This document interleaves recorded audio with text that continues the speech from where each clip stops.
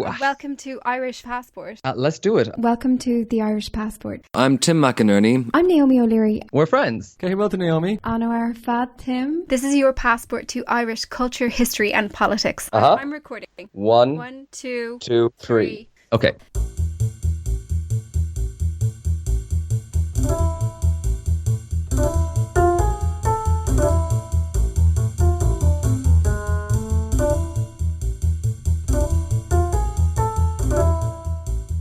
Hello everyone and welcome to the Irish Passport podcast. Hi everybody. So today we are discussing an old foe of the podcast, Oliver Cromwell. Cromwell has unexpectedly been in the news some 350 years since his death. Yes, indeed. And it's not every day that a motion that's put forward at a meeting at Cork City Council gets international news headlines, but this one did because there was a proposal to erect a statue, not to Oliver Cromwell, don't worry everyone, no, actually to the midge, a midge being a small flying little insect that apparently bit him and ultimately caused his death. This is a biting insect, kind of like a mosquito, that's very common in Ireland. We'll be talking all about them in a minute. So part of the selling point of this proposal is that this would be the world's smallest statue. So it would be a tourist attraction in Cork. And the man to propose it is actually Oliver Moran, a councillor for the Green Party. And this party affiliation of his led to the quip that this is a monument to the role of biodiversity in the national struggle. Yeah, I'm so interested in how this is going to be the world's smallest statue. I'd love to be in the room with the people who are making proposals for how to make this happen. But this suggestion has really taken off and it's got a really unusually warm reception that made us start thinking about the deep divergence in how Oliver Cromwell is remembered in Ireland compared to Britain. Of course, there's going to be a lot of tourists in Cork who see this and they might be a little bit baffled. Tourists, of course, who don't listen to the Irish Passport podcast and don't have the backstory, you know. But they really might be a bit baffled as to why this is there. If you think about in the capital of the United Kingdom, there is a very real statue of the man himself outside the Houses of Parliament. One of 3 statues, I recently learned, from the historian Micheál O'Shucrú, who's a kind of a Oliver Cromwell in Ireland specialist. Right. There's one of 3 statues. It is Oliver Cromwell. Can you guess who the other 2 statues would be outside the Houses of Parliament? Oh, is one Churchill? It's not. He's in the square. That must be like a common mistake. Okay. Yeah, you would think so. He's very nearby. I don't know who the other ones are. I think there's a suffragette, but she's like in a broom cupboard or something, or it's just a plaque to her. Right, Anyway, yeah. Tell me, who are the others? It is Richard Lionheart. Okay. And Nelson Mandela. Nelson Mandela. Yeah. That one I wasn't expecting. I did not know that. We are going to be digging into that. Statues, midges, the whole contested history. And I thought we'd start by hearing from the originator of this idea himself, Oliver Moran, the Cork City Councillor who came up with the idea for this unusual statue. Can you tell me how Oliver Cromwell is remembered in Cork? Not very well. I can definitely attest to that. Moran told me that the idea for the statue had actually come from a discussion on social media. He'd seen someone from Britain ask, very innocently, very genuinely, why was Oliver Cromwell viewed negatively in Ireland? And it provoked a lot of responses from Irish users. Among that was a suggestion or a rhetorical question that one of the posters was surprised that the people of Cork hadn't erected already a statue to the midge that bit him. The story that Cromwell died because he was bitten in Cork is part of local folklore, but the historical record about his death isn't so clear. He did seem to suffer from a malarial illness, and malaria was spread by mosquitoes in Cork in the past. The last major outbreak of malaria actually happened in Cork in the mid-19th century, and malaria was once known as Cork fever. Certainly Cromwell would appear to have died from malaria or a similar illness. Yes, he looks like he contracted that in the Irish campaigns. And then the local story is that it was a local midge or mosquito in Cork that did the biting. Cork is built on a marsh. The word itself means a marsh. It's intrinsic to who we are, and the biodiversity and nature of that type of area shapes what the city is and shapes the events that have happened and the stories that we tell. It just so happened that when Oliver Moran saw that suggestion or that idea on social media, he was already on the lookout for ideas for public art. We're looking for a public art strategy in Cork. It's something which Cork City Council is developing at the minute. And what I have noticed, with all due respect to my other colleagues on Cork City Council, is that a lot of the ideas at present coming from members of council are to celebrate typically men from the revolutionary period. And I took it upon myself about 6 months ago to start wanting to explore ideas beyond that. So this one is to the Midge depict Oliver Cromwell. And I think it's something which people have taken in the spirit in which it is proposed, which is something to be celebrated, something which is reflective of the city's its stories. Cork is a quirky city. It also has, if it was to be a piece of public art, it would obviously be a very small piece of public art. And any public art strategy needs to involve not just the art itself, not only the stories itself, but also attractions for people to come, people outside of the city. Something for a city to say it has that other cities don't have. A statue to a mosquito or a midge would certainly be very small and would certainly be the smallest public statue in the world. The suggestion took off. It's gone viral online, and it's been reported on by news organisations as far away as Canada.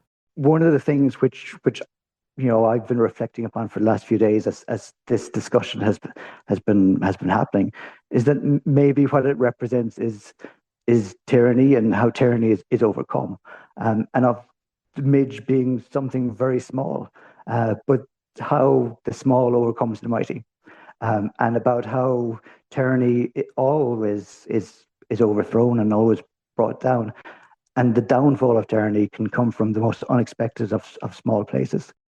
Okay, so maybe for people who aren't up to date with our Cromwell content, Naomi, which is comprehensive, we must say. It's fairly comprehensive. Yeah. I mean, he has come up now a lot. He's come up a fair bit.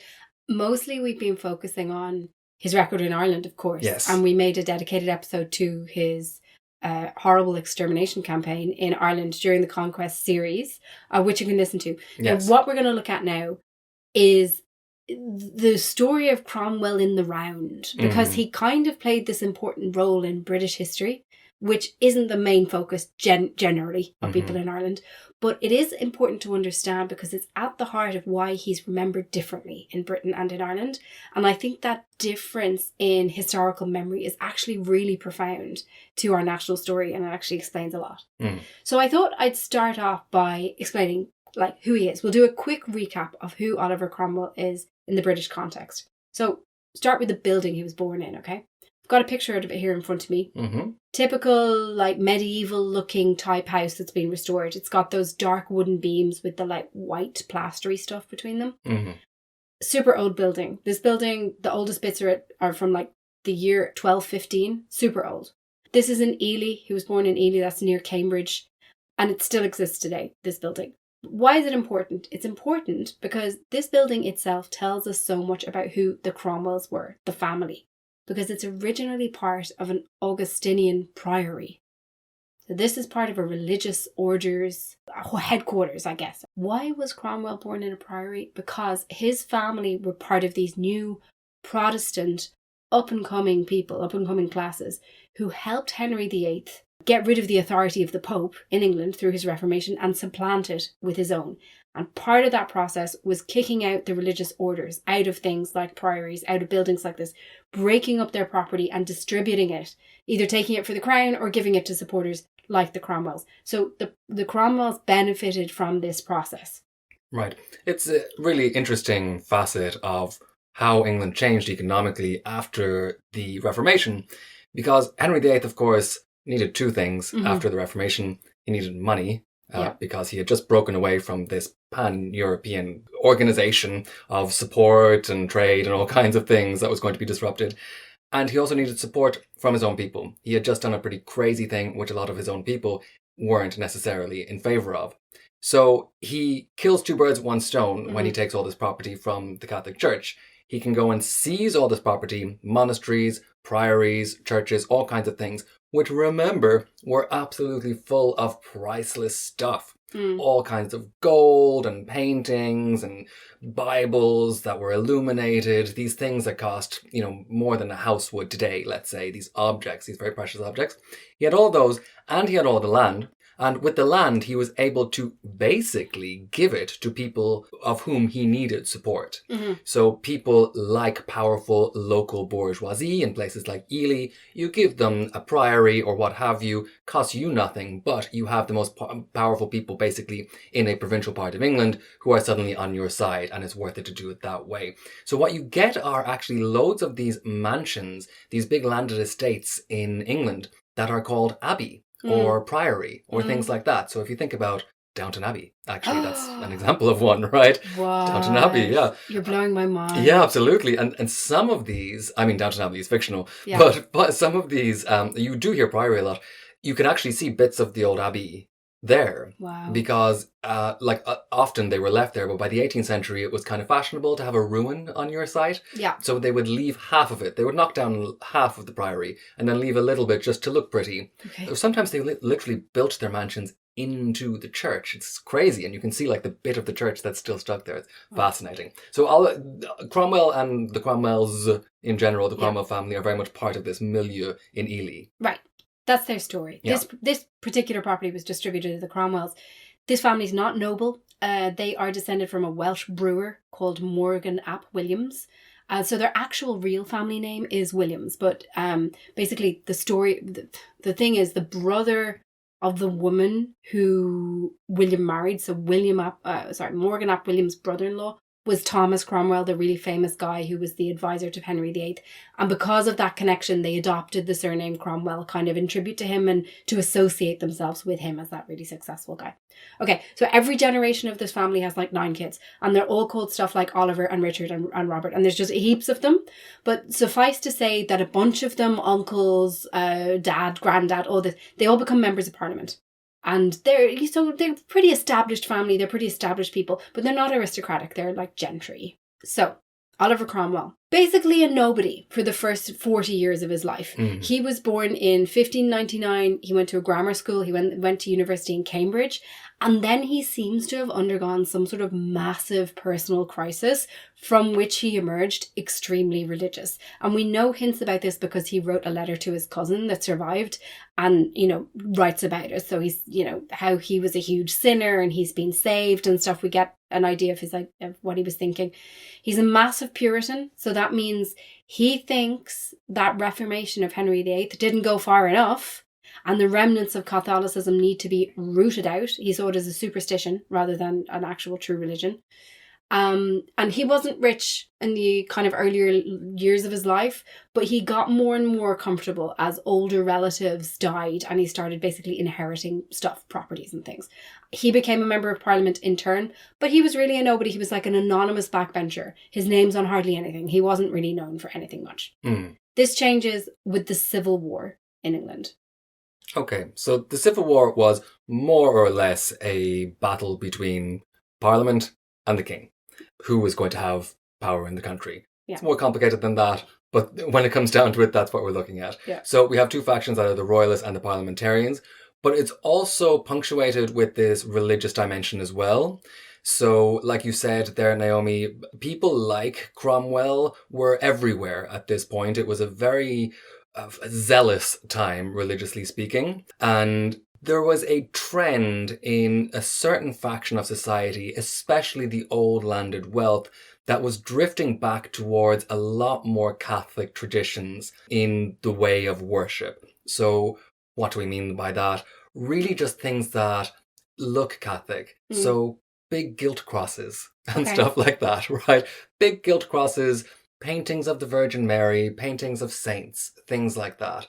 Very troubling to the Puritans. Very troubling to the Puritans. Yeah. Now, a lot of these had been gotten rid of in the early days of the Reformation. So when Henry VIII first put through the Reformation, a lot of churches were stripped kind of symbolically. They were brought back to their bare bones. I think we mentioned in a previous podcast, sometimes they were painted over and the words of the Bible were painted on the walls instead of the actual paintings. Now, we are about 100 years after that when Oliver Cromwell is having his religious moment. And what's happened basically is that the old traditions of Catholicism are beginning to creep back in. Not just to anyone in society, but into the kind of cosmopolitan parts of society. So if you think about the old landed wealth, these are the kind of people who would have cousins in France and, who would be maybe going to the continent to, see Versailles or something. They would be hobnobbing with Catholics a lot more than the salt of the earth Protestant shopkeeper down the road, right? So there's a kind of strange class issue in it there as well, that these are kind of corrupted, old, wealthy people who can't let go of the pomp and circumstance of Catholicism. Okay. It's very much there. Right. So if we think about the royalists as these people, these are the people who are drifting back towards Catholicism. Sometimes at this stage, I was actually just in the Victoria and Albert Museum recently, and I saw some of the artifacts from this exact period, and some of them were big gilt crosses and stuff that aristocrats in England had commissioned specifically to piss off the Puritans. Not because they were into it so religiously, just because they saw the Puritans as something kind of untouchable, and they wanted to really say, I'm not a Puritan, to everyone who knew them. Okay. So that they would actually commission things that looked super Catholic, even though they were through and through Protestants, in order to just say that I'm not a Puritan. So Oliver Cromwell, on the other hand, then, with the parliamentarians, these are people who would think of themselves very much as modernizers, radicals, people who are not interested in this old single power divine right of the king, no interest in that whatsoever, and these guys go head to head. That's what's happening. Right. So Cromwell was in the Parliament forces. He was already middle-aged at this point, and he didn't really have any much professional experience as a soldier, but he started being part of all these victories. He seems to have had a kind of knack for directing cavalry. Starts clocking up victories in this war, and he interprets this as God intervening on his side, very literally. So every single time he has a victory, he says, yeah, that was God. He starts getting notice for his success, and he starts rising through the ranks. Long story short, with the whole Civil War thing, there were talks with the king. They weren't successful. The king tried to take back power by force, and then there was like a second civil war. And now Cromwell's like super convinced that the king has to go because in his view, he's taken up arms against his own people. Cromwell's still having victories. He's crushing royalist uprisings. He's thinking of himself as the agent of God on earth. He's one of the chosen people. And all the success he's having proves that God wants Parliament to win. So he was reading messages from God all the time and interpreting them as directions for him to do this or that. And Cromwell, the people around him, his supporters, basically now think that Charles I is threatening to undo the Reformation, let Catholicism back in through the back door. They're violently opposed to this because they basically think it's the devil's work. So they come to the conclusion that the king has to face trial and potentially be killed. They weren't, this wasn't an idea that had universal acceptance at first. Like, part of the parliament opposed it and actually thought Cromwell should be tried for treason himself. But this seems to have convinced him all the more. And they had ultimately succeeded and had the king tried and executed, which absolutely terrifies and horrifies monarchs across Europe. Yeah, this whole thing is super interesting, and loads of it, part of what's interesting about it is that loads of it is a self-fulfilling prophecy. Right. So Cromwell believed that he was going to win in battle. So when he did win in battle, he said, oh, well, that's God confirming that I was going to win in battle. But the more he wins in battle, the more people come onto his side, right? Because if you have someone, he definitely was a good military leader. That seems to be absolutely for sure. He just happened to be very good at this. But the more battles he won, the more people wanted to fight with him. Because if you fight with, you want to be on the winning side if you're a soldier in any kind of civil war like this. So he attracts better people onto his side by winning. Right. And with better people, he wins more. And then all of this is more self-confirmation that God is directing him and God wants him to win. Yeah, and if you're on the other side, you probably run away. Exactly. A lot of people probably believed it too. Yeah. A lot of people who were maybe Puritans or similarly kind of fundamentalist sects within this new rise of loads of different kinds of religions, by the way, that were rising up within Protestantism at this point. They probably believed him too. At the same time, the more you undermine the power of the king, the more you undermine or take away his... like kingly magic. Yeah, I suppose that's actually a good way to put it. His kingly magic. Yeah, I was going to say kind of disestablish him from his throne. Yeah. The more you have to kill him, because if you let him live now, he's going to find a way to get rid of you, right? Right. Because Cromwell had really put himself out there undermining the king like this. He'd gone so far. It was going to be him or the king. It was going to be him or the king. Yeah, exactly. And a lot of people in Parliament probably believe this as well. So when they bring him to trial, it is kind of a fait accompli that he's going to have to go. Right. Okay. So having won, his attention now turned to Ireland. Okay, so Ireland obviously full of Catholics, full of people who might ally with Catholic continental monarchies, the old story, to try and also redress this, what they saw as a horrific execution of a king, and restore what they saw as the natural order. They wanted some of these people to put the son of Charles I in power. Royalists had already declared this guy Charles II, King of Ireland. So Cromwell sees Ireland and Scotland as well as kind of imminent threats to him. It also plays in, and I think this is sort of under-accounted for in British accounts of this period, it also is part of an ongoing plan to conquer Ireland, right? This is like only the latest attempt. Yes, and there's a financial incentive as well. Right. A huge financial incentive, which is that, harking back to our conquest series, there was a massive rebellion in Ireland just before the execution of the king in 1642. Which was put down using funds that were raised from investors in England. And the investors were told that they would be paid back with land in Ireland. So by the time Cromwell actually comes to Ireland, he needs to get that land for the investors as well. Basically, the new regime is already in debt to the people who they said they would give land in Ireland to.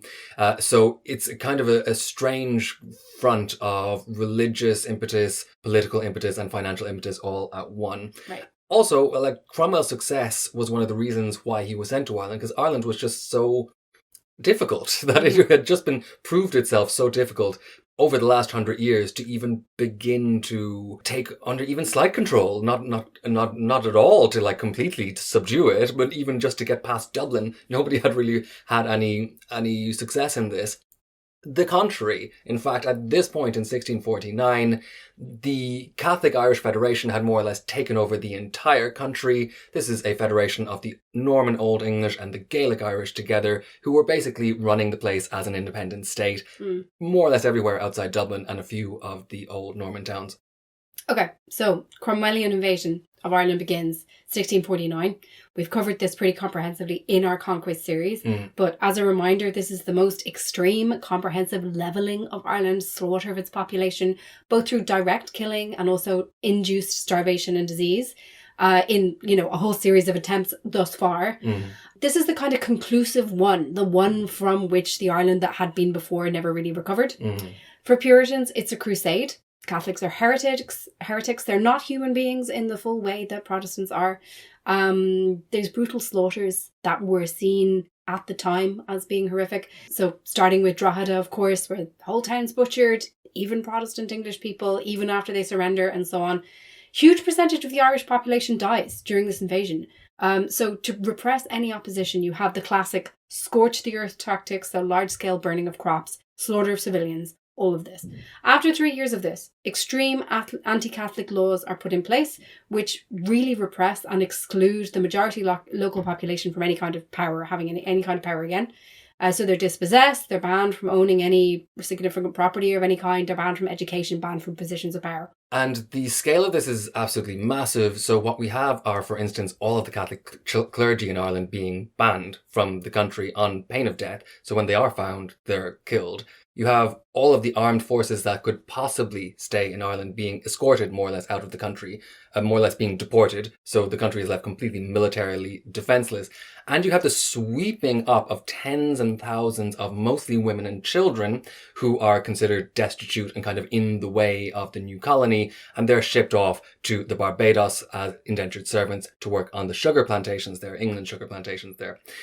So what we're seeing is an kind of emptied out place in a very real way. Like a lot of the country was actually quite literally empty at this point. We're pretty sure that at least 25% of the population was killed as a result of this invasion, but it could be up to 40%. 40% is the estimate that the English themselves said. And of course, we have this huge campaign of ethnic cleansing that we see in the aftermath of the Cromwellian invasion. So the project was to remove literally all Catholics from the Ulster, Leinster and Munster. and to put them all in a native reservation on the other side of the River Shannon in Connacht. Now, this big project never came to pass, but what did come to pass was that landowners were dispossessed in these three provinces of Ulster, Leinster and Munster. Either they had all of their land taken off them after the conquest, or they had 3/4 of their land taken off them, and then the last quarter that was left was removed to west of the Shannon. So basically what you're doing is you're getting anyone who wants to hang on to a little bit of land west of the Shannon to the poorer land, clearing it up for these incoming colonists. And of course, these incoming colonists are taking up the land that they've been promised for the last few decades by successive British governments who are using it as collateral to pay for their Irish wars. So like the whole thing is just really nightmarish, and the scale of it really shouldn't be underestimated. This is one of the biggest projects of ethnic cleansing that happens in Europe in the early modern period. So from what I've read, Cromwell goes back to England and he's hailed as a hero. This is a big success for him. The man who finally subdued Ireland. This is just added to his grandeur. People don't really have a problem with it. Or is that true, Tim? Well, yeah, on a political level, there is still a lot of divisive factions, but the parliamentarians are in control now. So I would say if you were going to hail anyone as a hero, you're going to have to hail him. Who else are you going to hail? Like, there is some, like, odes. There's some poetic odes that were written about the conquest of Ireland after he returned. So there's a famous one by a poet called Andrew Marvell. This is called a Horatian ode upon Cromwell's return from Ireland. That's what it says in the tin. And this was written in 1650. I'm just going to read you a little bit. Andrew Marvell says, "Then burning through the air he went, and palaces and temples rent, and Caesar's head at last did through his laurels blast. 'Tis madness to resist or blame the force of angry heaven's flame. And now the Irish are ashamed to see themselves in 1 year tamed. So much one man can do, that does both act and know. They can affirm his praises best, and have, though overcome, confessed how good he is, how just, and fit for highest trust. Nor yet grown stiffer with command, but still in the Republic's hand, how fit he is to sway, that can so well obey.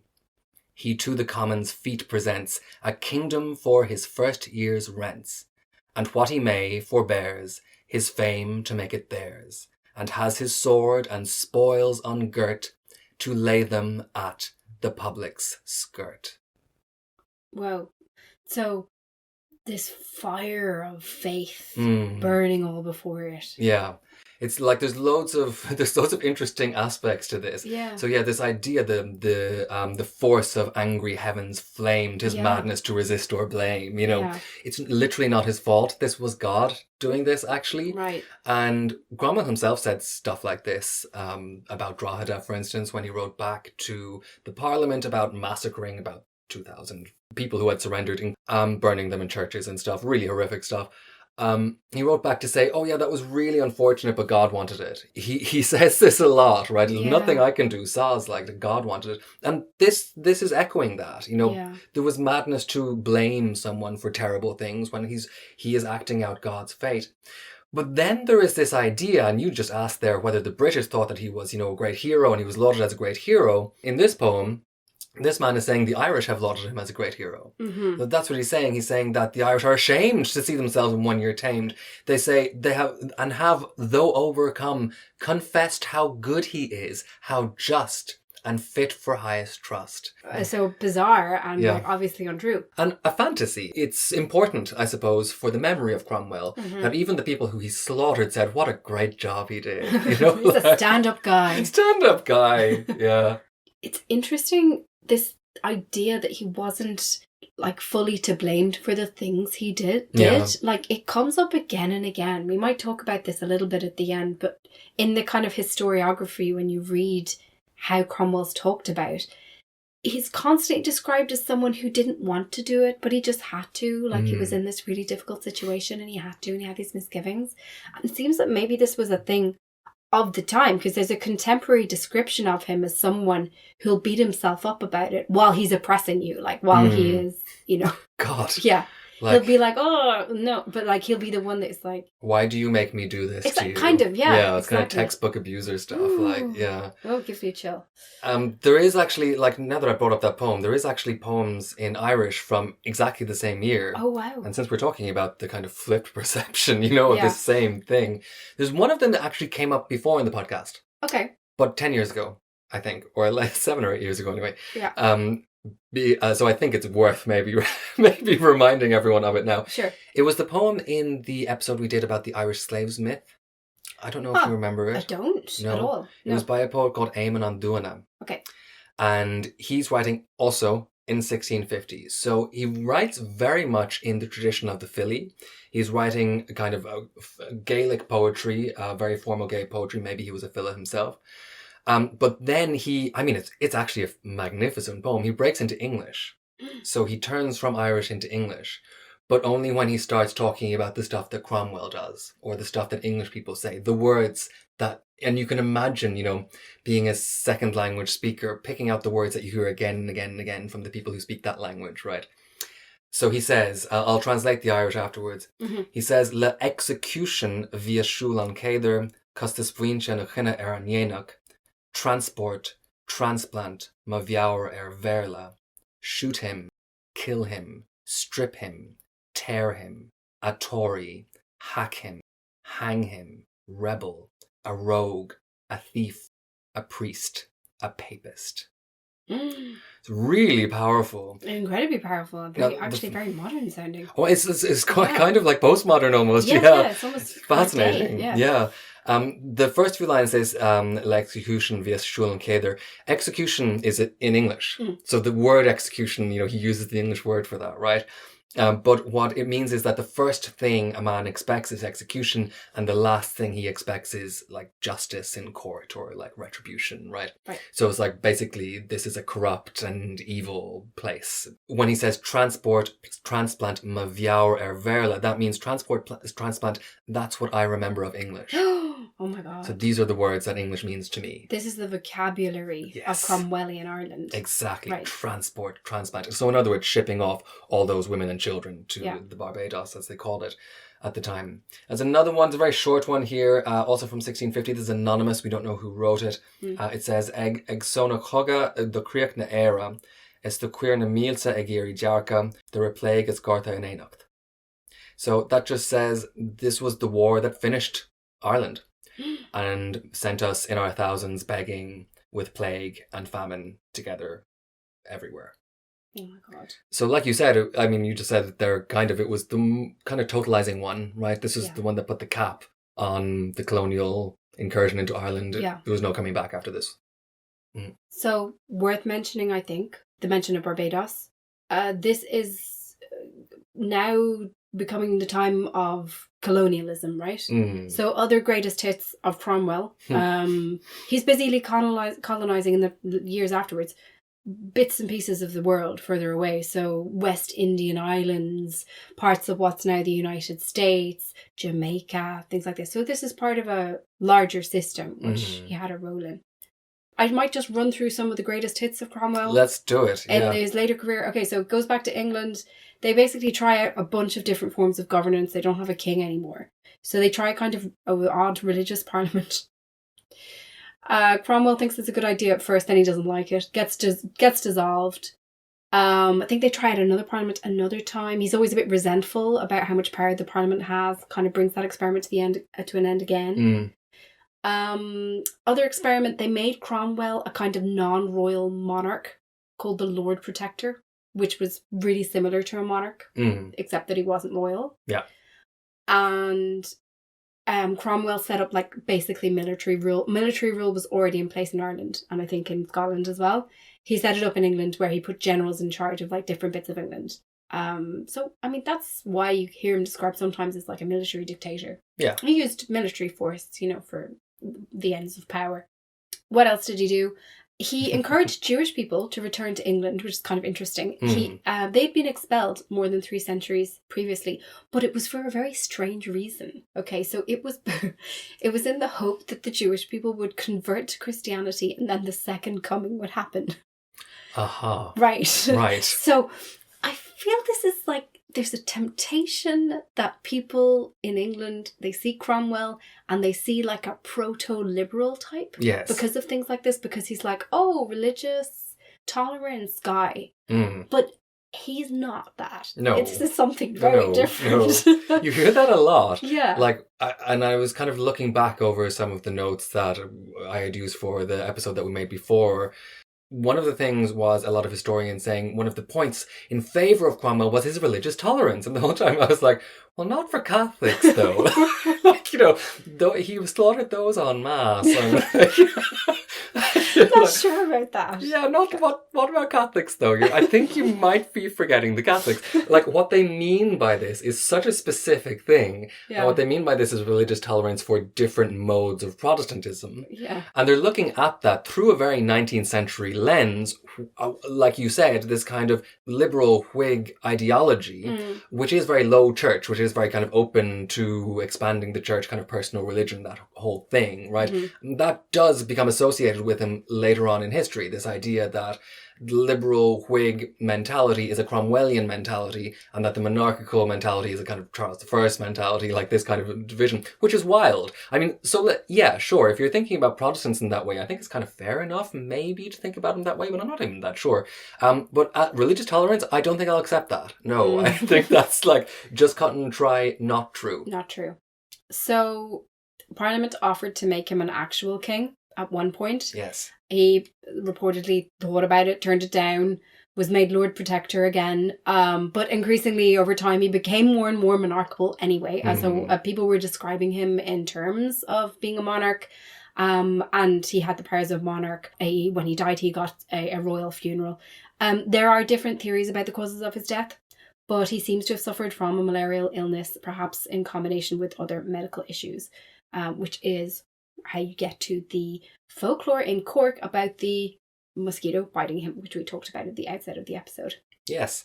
It seems that it's pretty sure that he got this malarial illness in Ireland. Right. We don't know whether he got it in Cork. We don't know whether he got it from a mosquito. But they know that because they have a skull. You know Right. That? Yes. Yes.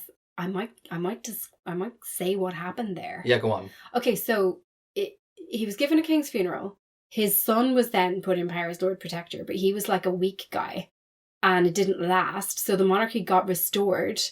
And on the 12th anniversary of the execution of Charles I, Cromwell's body was exhumed and he was posthumously executed by hanging. Okay.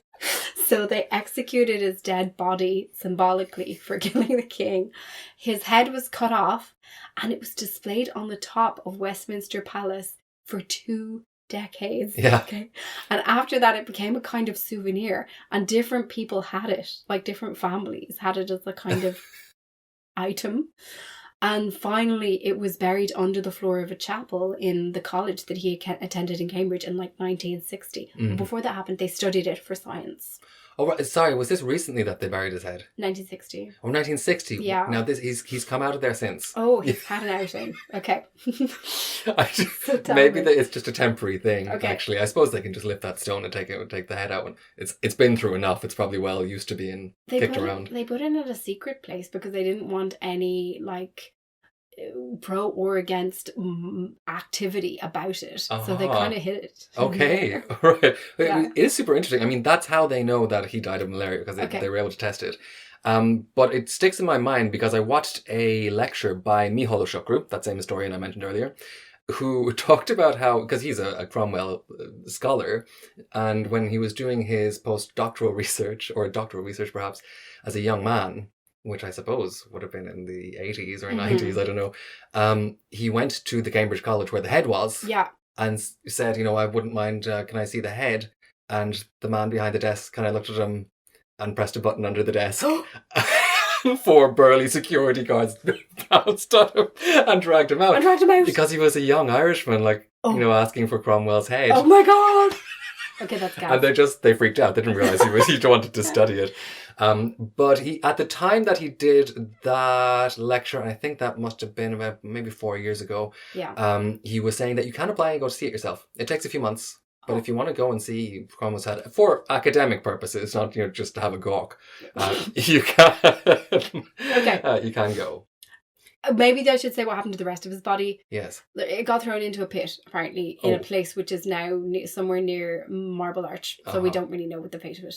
Right. Now, keeping in mind that all this was done after the restoration by the new monarch, Charles II, yes, who is the son of the guy that Cromwell basically had killed. It's revenge. It's a lot of revenge stuff. Yeah. It's not necessarily that the people of Britain are rising up and kind of in an angry tirade against Cromwell. But here we see how controversial he was among British people, right? Sure. Because he was actually offered, the role of king by some people. And then, a few years later, you have him being torn out of the ground and dismembered, and his head was put onto the Palace of Westminster. I mean, it's on a spike, So obviously people really hate him.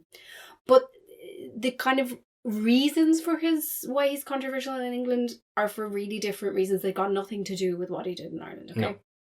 It depends on how you view Charles I and the monarchy and the different sides in the Civil War. More or less, like Tories hate him, Royalists hate him, and Liberals like him because he's seen as this defender of liberties and like father of the Parliament, basically. So the historian of Cromwell, a guy named David Smith, has written, I quote, "To Gladstonian Liberals, he was a heroic figure and a champion of Parliament against the tyranny of Charles I. For Tories, on the other hand, he was a regicide and a military dictator who trampled on the nation's liberties," and puts it quite succinctly. Right. So this different memory of him continued through the centuries, and it played out in debates in Westminster at the end of the 19th century, because in 1895, the Liberal Prime Minister, Lord Rosebery, proposed that a statue of Cromwell be erected outside the Palace of Westminster. Yeah, so Willie Redmond, who was one of the founders of the Land League and who represented East Clare, he said, quote, "May I ask whether there is any precedent for granting a site in the vicinity of this house for the erection of a statue to a murderer?" A murderer. Yeah, not mincing his words there, Willie. And it's significant that he and his family were from Wexford, which is the site of one of the most egregious massacres during the Cromwellian invasion. So the suggestion was contentious. Clearly, you can see that it was contentious among the Irish MPs, but not only. So the House as a whole voted against it. The motion was defeated by Parliament. But such a fan of Cromwell was the Prime Minister of the day that Rosebery pressed ahead with it privately. He paid for it himself with a kind of... He hid behind an anonymous donation, but it was him. He had it sculpted by this artist, apparently a pro-Cromwell artist, called Hamo Thornycroft. That's a great name. Yeah. I'm relying on a piece by David Smith here, the historian. Apparently this sculptor had named his own son after Oliver Cromwell. So there's a real strain of like Cromwell fandom, through the centuries. So that boy's name was Oliver Cromwell Thornycroft. Oh, I guess Oliver Thornycroft anyway. Oliver Cromwell. So here are some of the directions from Rosebery to the sculptor. Quote, "Make him rougher. The Bible and sword are right, but make him more militant. He had to do terrible things, and this would have affected his appearance." So there again, you have this idea that, he was someone who was sort of put upon to do these terrible things. Rosebery thought Cromwell was the following, quote, "A great soldier, a great ruler, and a great raiser and maintainer of British influence and power abroad." Wow. He had to do terrible things. It is... His hands were tied. His hands were tied. He had to do all the slaughtering, and you had to kill the king. You had to do it all, yeah. And this is, it's all the more interesting coming from someone who's alive 200 years later, who's just, that's how he understands this history. I have theories about why this is, but maybe we'll discuss them at the end. Yeah. Okay, all right. So this statue is just super interesting. Yeah. They had to kind of unveil it on the sly. So they unveiled it at 7:30 in the morning on a Saturday, which seems like a very busy day to me, but apparently that was a not busy day in Victorian London in 1899. And this was to avoid protests so that there wouldn't be that many people around. I suppose people were maybe sleeping in. It was moved to safety then about 70 years later in 1974 after a bombing of Westminster Hall by the Provisional IRA that year. So it's been a target, I suppose, basically since day one. A few years later, you get the sense of how Cromwell continued to be remembered in this liberal, now Labour tradition, because member of government, Labour Secretary of State for the Environment, Anthony Crossland, he was making some remarks to say that the statue was going to be put back in its place after being kept in safekeeping. He was saying it was going to be back in place by early 1977, and he said, quote, "Oliver Cromwell was a stern defender of our constitutional liberties." Again, this is a guy who set up military governance, constantly shutting down Parliament when he thought that like they were annoying him because they didn't agree with him on this or that. It's a really odd thing. And I should say, maybe for our listeners who might not be aware, we keep talking about the Liberals and the Whigs and stuff. Yeah. So there was a two-party system in Britain that changed after World War One. But now we have the Tories and Labour. But before that, we used to have the Tories and the Liberals, who were also called the Whigs. And an easy way to think about them is that they were very like the Democrats in the United States. They're not like them, but that's analogous. So yes. They weren't left-wing. They were free market libertarians, basically. That's the idea. Okay. They loved the idea of the Industrial Revolution. They loved the idea of free market. And they loved the idea of kind of low Protestantism as well. So it was linked with that as well. But if we take them, and if we take Labour, which was established after the First World War because for the first time people are able to vote after 1918 in Britain, normal people are able to vote. Yeah. So you get all the workers voting and they vote in like this new workers' party. Neither of these political parties is particularly appropriate for Cromwell to have as a mascot. Like, it's just weird that he becomes kind of their person. Yeah.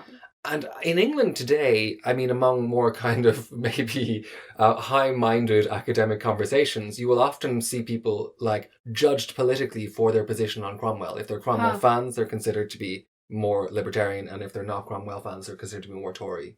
So it's kind of weird. I don't know. I mean, it's just a very odd thing that this kind of becomes. It's almost like a mascot. Anyway, so there is an association, the Cromwell Association, and they hold their Cromwell Day every year, which involves placing a wreath at this statue and also holding a religious service. Now, there's usually a counter-protest of people nearby with an odd combination of royalists, who are, of course, pretty anti-Cromwell, and people holding Irish flags as well from that big London Irish community. Yeah, a rare moment of unity from those two minority groups in society. Anyway,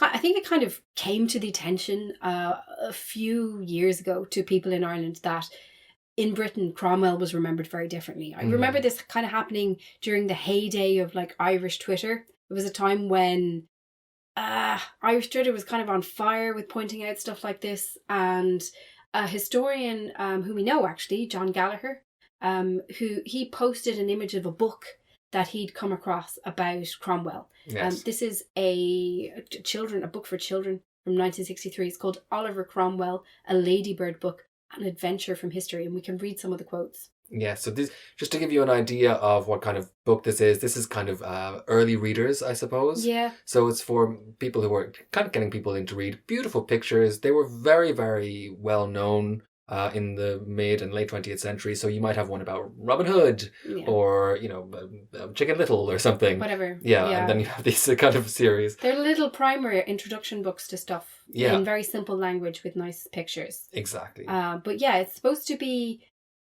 like just the foundational knowledge about something. So it's really interesting what this one says about Cromwell. Okay. It starts like this. Oliver Cromwell is one of the most important figures in English history. In the time in which he lived, a great man was needed to lead the people of England in their fight for freedom. And today we still enjoy the freedoms which he won for us. Wow. Does that fit with what we've just been talking about? I struggle to recognise that figure, I must say. Yeah, I like it's very you'd all be speaking German if it wasn't for him. We're still enjoying the freedoms which he won for us, are we? What, are we? The military dictatorship, the religious what was it? Godly districts he divided the country into with was it godly generals who were imposing religion on people who weren't quite religious enough. Yeah. I'm glad we're still enjoying that. That's great. So this is about the execution of Charles I. Okay. Cromwell tried to save the king's life. Charles might have remained on the throne if he had not been as stupid and obstinate as he was untrustworthy. Wow. Wow. Okay, 1963, this is so interesting. Yeah. Just as an aside on this one, there is a story that when the Parliament was signing the King's death warrant, that the first person who was supposed to sign it was shaking. They couldn't do it because it's the king, right? It's, a lot of people believe the king was divinely appointed. Yeah. Like, this is a big deal to kill your own king. Regicide, the worst crime that you can do. Apparently, Oliver, who was in the room, came over, took his hand with the pen and signed it for him, using, holding his hand in his. Yeah. So, he did try to save his life, I suppose, if you look at it that way, yeah. A bunch of names is on this order, this execution order. I guess they were like, okay, we're all in this together. They stamped it and put loads of names on. Oliver Cromwell's is the third, so he was one of the first there. But I mean, he's the one who was most associated with this thing. He was definitely a driving force behind it. There's still more of this. Why did you make me do this? Yeah, this kind of the king was stupid and obstinate. I know it's his fault. It's his fault. It was his own fault. He got himself executed. Cromwell tried to save his life. It's really odd. Yeah. Okay. It's the abuser thing again. Yeah. Okay. Cromwell did not wish to be what we call a dictator. He believed that a country ought to be governed by a parliament chosen by the people. Twice he had a parliament elected, but as neither agreed with his way of governing England, each was dissolved after only a few months.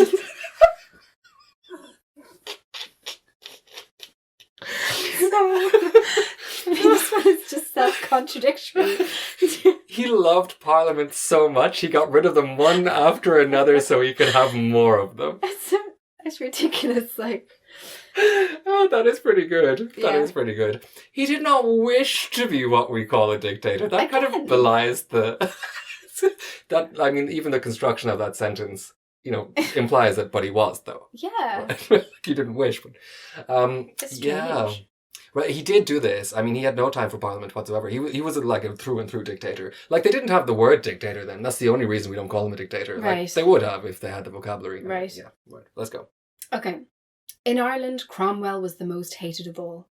There were still men in Ireland who were ready to fight for King Charles II after Charles I had been executed. In order to crush them, Cromwell crossed to Ireland with an army. Okay. That's fair enough. Fair enough. Okay, last one. Cromwell was also a good man. He was deeply religious, and neither greedy nor, except in Ireland, cruel.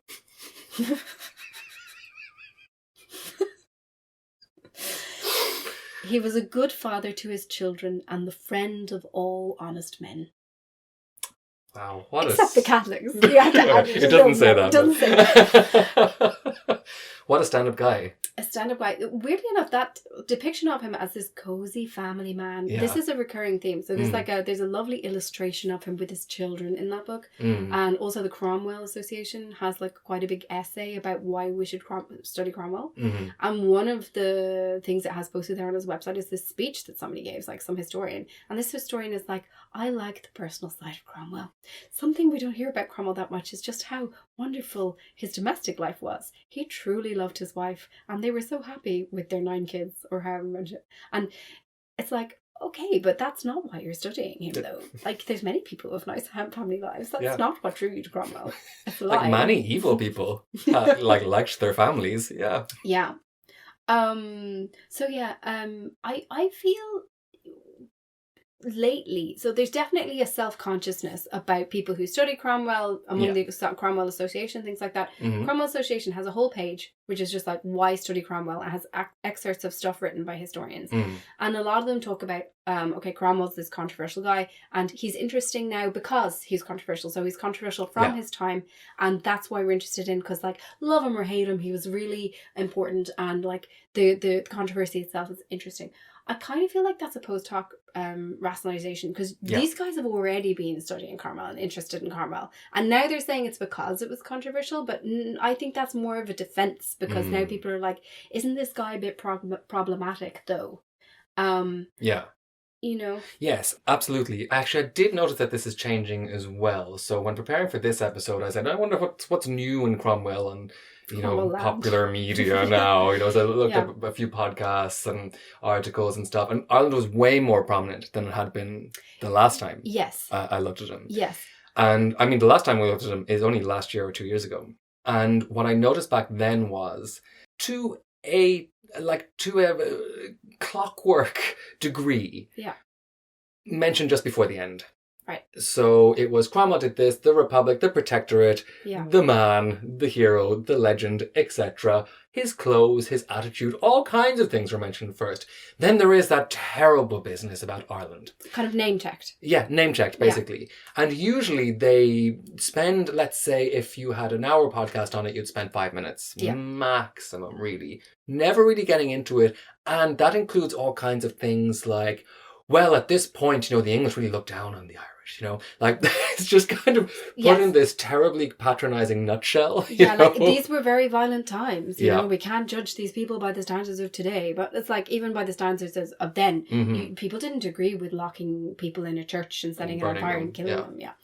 I mean, that was controversial at the time, I think. Yeah. Or killing entire cities worth of people who had surrendered. Yeah. Or killing civilians on a mass scale through starvation and deportation.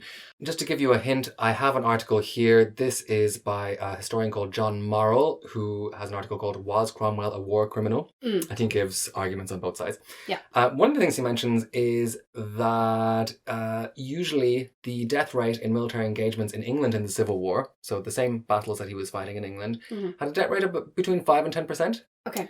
And in Ireland, it was 80%. Whoa. In places like Drogheda and Wexford. Wow. So it's not like, this is just a bit of a blip. It wasn't normal practice. This is not normal practice, like, by any view whatsoever. Even when you're talking about, like, just killing soldiers. Really, this should be kind of the story of Cromwell. And the other stuff kind of should be on a par with this. Not that this is an addendum or a side chapter to the story of Cromwell. Sorry. It's definitely a main part of it. The only reason why it wouldn't be a main part of it is if you don't consider Ireland to matter. And that's basically it. Yeah. And like we said, I mean, look at the Penguin book. Sorry, the Penguin book. The what are they called? The Ladybird book. Ladybird book. Yeah. He was a good man, and except in Ireland, cruel. Yes. Not cruel or whatever. This is doesn't even get a full sentence. In fact, it's like in brackets. The whole fact of reducing Ireland's population by possibly 40% is between two commas in a sentence talking about how good he is. Right. So I've mentioned that historian David Smith. He's actually at Cambridge. I think he's actually at the same college where Cromwell went to. And I used like some of his research there when we were talking about the statue and stuff like that. And he's a very, very eminent scholar of Cromwell. I actually invited him for an interview for this podcast, but he didn't respond. But, I did listen to a talk that he gave. It was kind of a nice initiative called Cromwell, Hero or Villain. And it's on YouTube. I could, it's very much focused on the controversy of Cromwell and stuff. And I can see how people have taken it on board that in order to be kind of politically correct, you have to name check what happened in Ireland. But something really bothered me about it, and that was he describes the massacres in Drogheda and Wexford as being a serious blot on Cromwell's record. Okay, but I don't think it's a blot, really. I think it's something more fundamental than that. But the thing that kind of really bothered me the most was he mispronounces Drogheda. So he calls it Drogheda. And so if you're an eminent scholar of Cromwell and you're talking about, or you're making a judgment about how significant his actions in Ireland was, my question is, how do you not know how to pronounce Drogheda? Who have you been listening to or not listening to? Now, usually I don't like judging people based on mispronunciations. Usually it's just an indication that you've read ahead of your milieu that you're in, right? Sure. But this is someone this is his profession, who's a scholar of Cromwell, and this is one of the most significant things about Cromwell that he did. So that I found that that kind of shook me a little bit, I have to say. Yeah, no, I know what you mean. Like, he hasn't heard, let's say, an Irish person say Drogheda, or hasn't noticed if they have. Or haven't noticed it, yeah. Yeah. Not a great sign if it's if you really took it seriously. That was my concern. That made me feel it might be just quite superficial. So I had been thinking about why are so people very attached to rescuing Cromwell and to constructing a historical figure who isn't really real, who fits a nice image. It's a sanitized idea of history, which it's part of a very flattering British national identity that you had this guy who was this great parliamentarian that set up the parliament for all of these reasons that we find congenial and nice today. But it's not historically accurate. So I think it's about constructing a flattering current day image of Britain and its history. It's basically why people are so attached to it. And part of that is the exclusion of the Irish part of it. I mean, that doesn't fit. No, it doesn't fit at all. Yeah. It doesn't fit at all, and but it's perfectly consistent with how Ireland is generally, fits into British historiography. It just doesn't, it's easier to cut it out, yeah. Just easier to cut it out all round. But yeah, I was thinking about this. So if you look at this, kind of the repercussions over the next decades and centuries of what happened, Cromwell's actions in Ireland and the historical memory of that became fuel for the nationalist movement in Ireland for generations. So it was a primary reason, a primary argument why Irish people were like, no. Yeah. We don't belong in this union. We don't belong under this rule. We need to rule ourselves. And it was fuel. And also the conditions that he put in place, the anti-Catholic laws as well, created these conditions. Meanwhile, in Britain, you have the construction of this complete other historical memory of Cromwell, both flattering and controversial, but controversial for different reasons. And I feel like the irreconcilability of that divergence in historical memory creates the current day situation. This is fundamental to the story of nationhood of Ireland, I think. The part of that, it's a divergence in time where it's something that it's unreconcilable for Ireland to be part of the UK. If you have a figure like that being considered fundamental to that parliament, fundamental to their national story, and in a very flattering and positive way.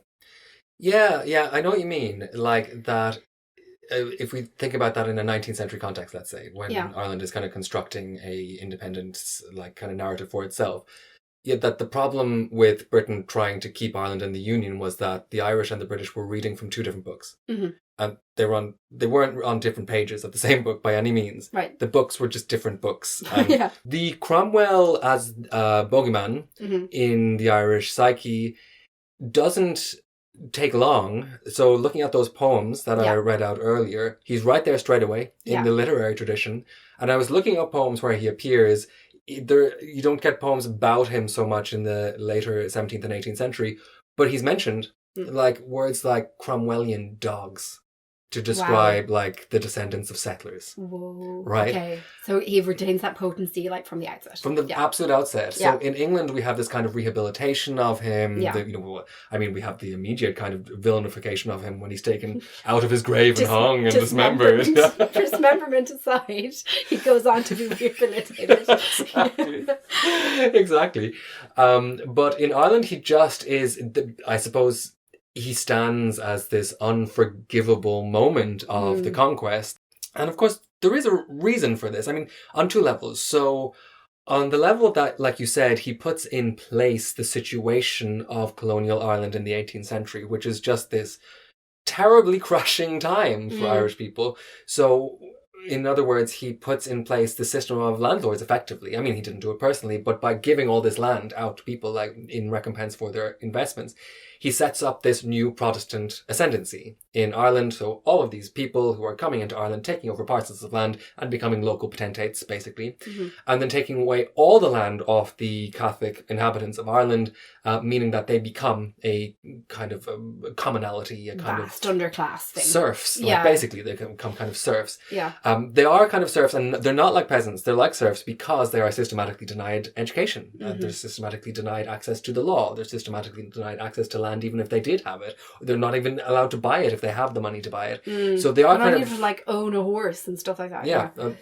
And who to marry? They're not even allowed to marry a Protestant, I think. Okay, you name it, there's a law against it. Yeah, exactly. Yeah. So, it is this kind of serfdom that lasts basically until independence. I mean, that system basically lasts until independence. Right. And that is a system that was put in place as a direct consequence of the Cromwellian conquest. There is also this idea as well that the upper echelons of society never really recover from that in a existential way.